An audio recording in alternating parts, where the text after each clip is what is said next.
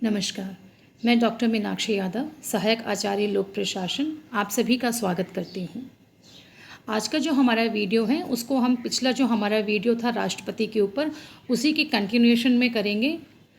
First part जो हम लोगों ने राष्ट्रपति का डिस्कस किया था उसमें हमने बेसिक चीज़ें जैसे कि निर्वाचन प्रक्रिया क्या है राष्ट्रपति की, निर्वाचक मंडल किस अनुच्छेद के तहत बनाया जाता है, राष्ट्रपति के पद की क्या योग्यताएं हैं, उनका टेन्योर क्या है, महाभियोग से संबंधित बातें, उनकी शपथ व वेतन भत्तों से रिलेटेड बेसिक चीज़ें हम लोगों ने शेयर करी थी। और स्पेसिफिकली हमने आर्टिकल्स के बारे में भी चर्चा करी थी कि कौन से आर्टिकल के तहत कौन सा प्रावधान दिया गया है। और वीडियो के अंत में हम लोगों ने क्वेश्चंस डिस्कस किए थे। ठीक उसी तरीके से आज हम राष्ट्रपति के संबंध में उनकी जो शक्तियां संविधान उन्हें देता है उसको डिस्कस करेंगे। जिन शक्तियों को हम लोग डिफरेंट कैटेगरीज़ में डिवाइड करेंगे इस वीडियो में, जहाँ पर हम कार्यपालिका शक्ति, विधायी शक्तियाँ और ये वित्तीय और सैन्य शक्ति व न्यायिक शक्तियों के बारे में बात करेंगे।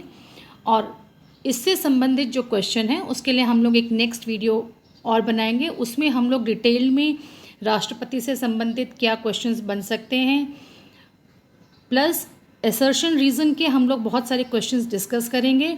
और पिछले सालों में कौन कौन से क्वेश्चंस नेट या स्लैट वाले पेपर में आए हैं इस टॉपिक से रिलेटेड, उन क्वेश्चंस को भी हम लोग डिस्कस करेंगे।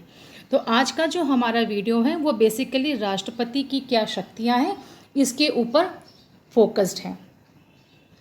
आर्टिकल 53 ये कहता है कि राष्ट्रपति को संघीय कार्यपालिका की सभी शक्तियाँ प्राप्त हैं, अर्थात अनुच्छेद 53 के तहत संघीय कार्यपालिका की सभी शक्तियां राष्ट्रपति में निहित है। अब राष्ट्रपति की शक्तियों को हम लोग इन कैटेगरीज में डिवाइड कर सकते हैं ताकि हम इन चीज़ों को बेहतर समझ सकें। चाहे वो कार्यपालिका शक्ति हो, विधायी शक्ति हो, वित्तीय, सैन्य या न्यायिक शक्तियां हों, उस विषय में संविधान में प्रावधान है। और साथ ही साथ राष्ट्रपति की क्या आपातकालीन शक्तियां हैं उस विषय में हम लोग बाद में बात करेंगे। अपनी सुविधा के लिए राष्ट्रपति की कार्यपालिका शक्तियों को समझने के लिए हम लोग इसको 3 कैटेगरीज में बांटेंगे। सबसे पहले है मंत्री परिषद के गठन से संबंधित, दूसरा है आयोगों के गठन से संबंधित, और तीसरा है नियुक्ति संबंधी अधिकार जो होते हैं। बेसिकली कार्यपालिका की जो शक्तियां हैं सबसे ज़्यादा हम कोरिलेट करते हैं नियुक्ति संबंधी अधिकार, जो अपॉइंटमेंट्स राष्ट्रपति के द्वारा किए जाते हैं वो कार्यपालिका शक्ति के तहत आते हैं। यदि हम बात करते हैं आर्टिकल 74 की, तो अनुच्छेद 74 के अनुसार राष्ट्रपति संघ की कार्यपालिका शक्ति के संचालन के लिए, उसमें सहयोग के लिए मंत्री परिषद का गठन करता है। लोकसभा में बहुमत प्राप्त दल का जो नेता होता है राष्ट्रपति द्वारा प्रधानमंत्री नियुक्त किया जाता है, ये आप सभी लोगों को पता है। यहाँ पे एक चीज़ और आपको मैं बताना चाहूँगी कि प्रधानमंत्री किसी भी सदन का सदस्य हो सकता है, लेकिन मंत्री परिषद लोकसभा के प्रति उत्तरदायी होती है। इस तरीके से राष्ट्रपति को यह अधिकार मिलता है कि यदि लोकसभा में बहुमत प्राप्त दल किसी एक ऐसे व्यक्ति को नेता अपना चुनते हैं जो संसद के किसी भी सदन का सदस्य नहीं है, तो राष्ट्रपति उसे प्रधानमंत्री नियुक्त कर सकते हैं। लेकिन ऐसी स्थिति में 6 महीने के अंदर अंदर उन्हें संसद की सदस्यता प्राप्त करनी पड़ती है जिनको प्रधानमंत्री नियुक्त किया जाता है। इसी तरीके से प्रधानमंत्री की सलाह पर राष्ट्रपति ऐसे व्यक्ति को मंत्री परिषद में शामिल कर सकता है जो संसद का सदस्य नहीं है, लेकिन ऐसा व्यक्ति जब मंत्री परिषद में शामिल किया जाता है तो उन्हें भी 6 महीने के अंदर अंदर किसी भी सदन की सदस्यता लेनी पड़ती है संसद के, चाहे वो राज्यसभा हो चाहे लोकसभा हो। तो ये एक खास बात है जो आप लोग हमेशा ध्यान रखिएगा मंत्री परिषद के संबंध में और राष्ट्रपति के चुनाव के संबंध में भी। दूसरी कैटेगरी आती है आयोगों का गठन। राष्ट्रपति को विभिन्न आयोगों के गठन की शक्ति भी प्रदान की गई है।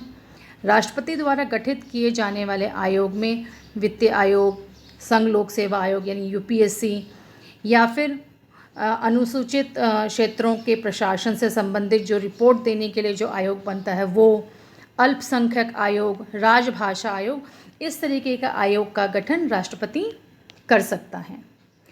अब जैसे शुरू में मैंने कहा था कि नियुक्ति संबंधी जो अधिकार होते हैं वे बहुत ही खास होते हैं और ज़्यादातर हम लोग हमेशा सबसे पहले इसी कैटेगरी को याद करते हैं कई बार।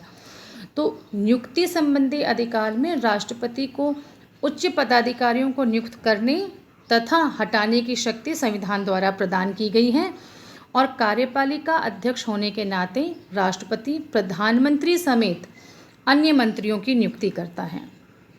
इसके साथ ही राष्ट्रपति जो अलग पदाधिकारियों की नियुक्ति करता है उसमें है भारत के नियंत्रक एवं महालेखा परीक्षक, जिसको हम लोग कहते हैं CNG, भारत के महान्यायवादी अटॉर्नी जनरल, उच्चतम न्यायालय के न्यायाधीश और राज्यों के उच्च न्यायालयों के न्यायाधीश, राज्यों के राज्यपाल, मुख्य निर्वाचन आयुक्त, संघ लोक सेवा के अध्यक्ष और अन्य सदस्य। तो ये कुछ अपॉइंटमेंट्स हैं जो राष्ट्रपति के द्वारा किए जाते हैं। यदि हम राष्ट्रपति की विधायी शक्तियों की बात करते हैं तो इसको भी हम लोग बेहतर समझने के लिए 4 कैटेगरीज में डिवाइड कर सकते हैं। सबसे पहली कैटेगरी है संसद से संबंधित शक्तियाँ। राष्ट्रपति से की पूर्व अनुमति से कौन से ऐसे विधेयक हैं जो पेश किए जाते हैं उसको भी डिस्कस करेंगे। राज्य विधानमंडल द्वारा जो निर्मित विधि के संबंध में राष्ट्रपति को शक्ति प्राप्त है उसे भी डिस्कस करेंगे। साथ ही अध्यादेश जारी करने की जो शक्ति होती है उसके बारे में भी जानने की कोशिश करेंगे। सबसे पहले बहुत ब्रीफ में हम लोग पहली जो हमारी कैटेगरी है जो संसद से संबंधित शक्तियां हैं उसके बारे में चर्चा करेंगे। राष्ट्रपति को लोकसभा के लिए प्रत्येक साधारण निर्वाचन के पश्चात प्रथम सत्र को आरंभ करने के लिए वह दोनों सदनों में अभिभाषण देने की उनको शक्ति प्राप्त है। साथ ही साथ राष्ट्रपति संसद का संयुक्त अधिवेशन भी बुला सकते हैं और लोकसभा को भंग भी कर सकते हैं। इसके अलावा राष्ट्रपति को संसद के जो दोनों सदन हैं उसमें कुछ सदस्यों को मनोनीत करने का अधिकार भी है। यदि हम बात करते हैं राज्यसभा की तो राज्यसभा में 12 ऐसे व्यक्तियों को वह मनोनीत कर सकता है जो अपने फील्ड में बहुत विशेष ज्ञान रखते हों या एक एक्स्ट्रा ऑर्डिनरी अनुभव रखते हों, चाहे वो साहित्य हो, विज्ञान हो, कला हो, खेल हो, इट कैन बी एनीथिंग।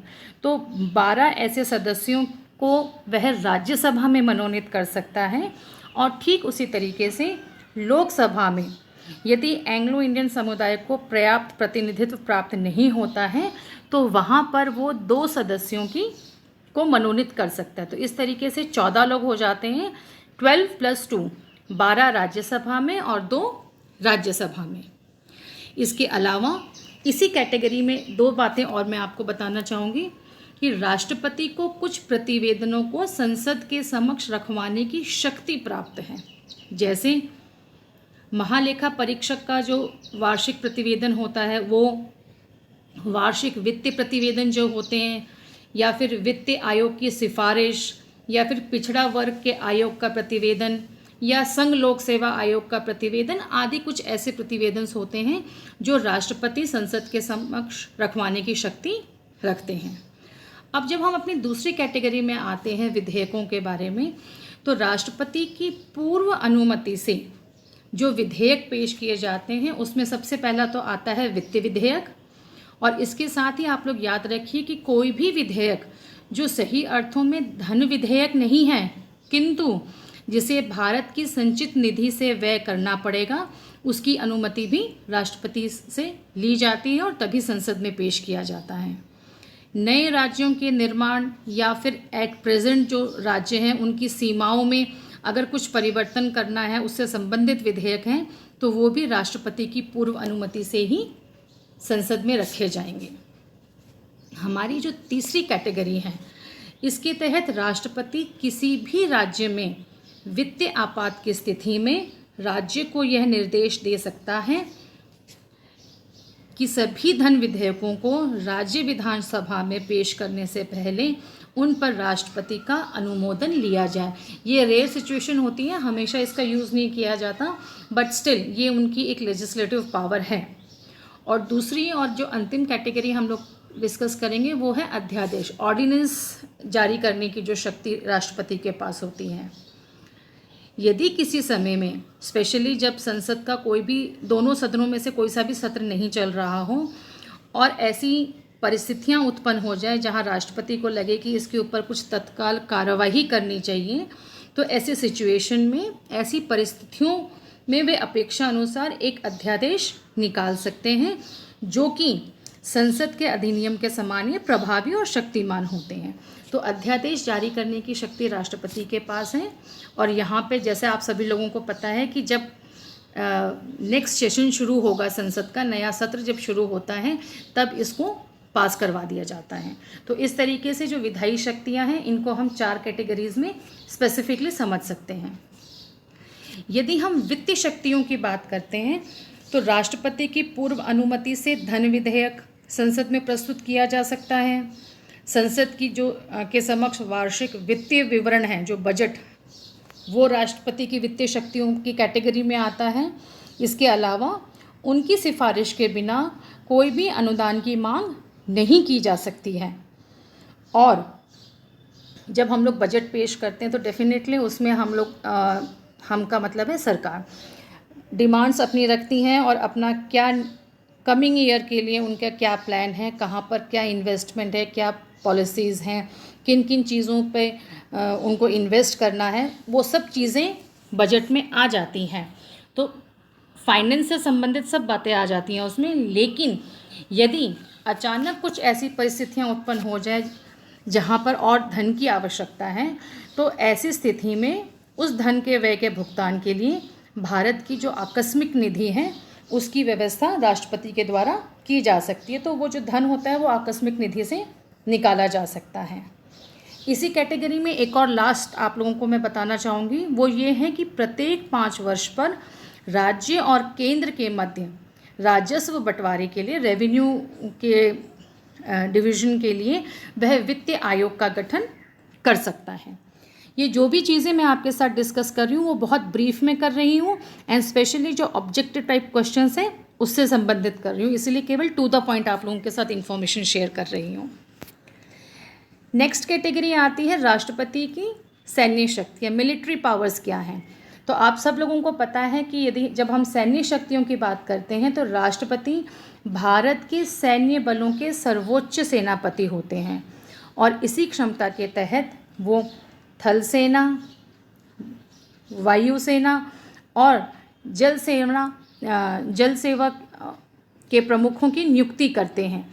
वह युद्ध के आरंभ या इसकी समाप्ति की घोषणा भी करते हैं, लेकिन संसद की अनुमति के अनुसार वो ऐसा कर सकते हैं। तो ये इनके मिलिट्री पावर्स की कैटेगरी में आ जाती हैं चीज़ें।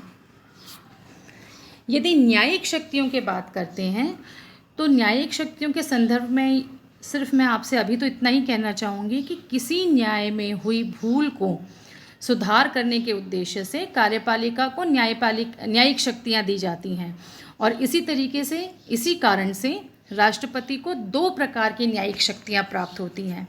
पहली तो होती है कि वह न्यायालय से परामर्श ले सके और दूसरा है क्षमादान की शक्ति।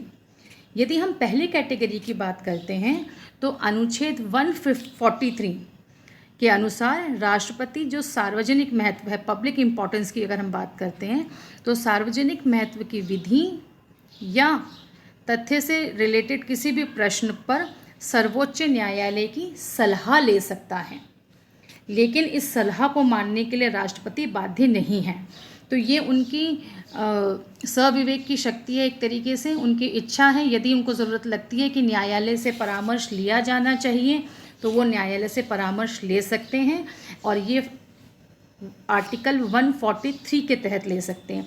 आर्टिकल्स आप लोग ज़रूर याद रखिएगा, क्वेश्चंस यूजुअली आर्टिकल से रिलेटेड भी आ जाते हैं। सो आर्टिकल्स आर इक्वली इम्पॉर्टेंट। आप लोग जो अपने शॉर्ट नोट्स बनाएं आप इसी तरीके से बना सकते हैं ताकि आप लोग एक दूसरे उन आर्टिकल्स के तहत क्या शक्ति प्राप्त है या उसमें क्या प्रावधान है उसको याद रखना आप लोगों के लिए ईजी होगा। क्षमादान की शक्ति अनुच्छेद 72 में दे रखी है। अनुच्छेद 72 के तहत राष्ट्रपति को ये अधिकार दिया गया है कि वह किसी भी दंड को क्षमा कर सकता है, कम कर सकता है या दंड को किसी और दंड में भी बदल सकता है। यहाँ पर एक चीज़ अगर कंपेयर करें हम गवर्नर से, तो गवर्नर को मृत्युदंड के केस में क्षमादान की शक्ति प्राप्त नहीं है, जबकि राष्ट्रपति को है। और कोर्ट मार्शल के संबंध में भी गवर्नर अपनी तरफ से कोई भी पहल नहीं कर सकता, इस विषय में उसको कोई अधिकार प्राप्त नहीं है, जो कि राष्ट्रपति को भी प्राप्त है। तो क्षमादान की जो शक्ति है वो न्यायिक शक्तियों के कैटेगरी में आती है। तो न्यायिक शक्तियों में बेसिकली इनको आप दो कैटेगरीज में डिवाइड कर सकते हैं अपनी सुविधा के लिए। तो आज के वीडियो के लिए इतना ही। नेक्स्ट जो हमारा राष्ट्रपति से संबंधित तीसरा वीडियो होगा, उसमें हम सारे ऑब्जेक्टिव टाइप क्वेश्चंस डिस्कस करेंगे। कोशिश ये रहेगी कि हम हर कैटेगरी से कोई ना कोई क्वेश्चन ज़रूर डिस्कस करें, अलग अलग वैरायटी के, अलग अलग डिफ़िकल्टी लेवल के, और साथ ही साथ असर्शन रीजंस के हम लोग क्वेश्चंस लेंगे, और पिछले सालों में जो क्वेश्चंस आए हैं इस पर्टिकुलर टॉपिक से उसको भी हम लोग डिस्कस करेंगे। Till then have a good time.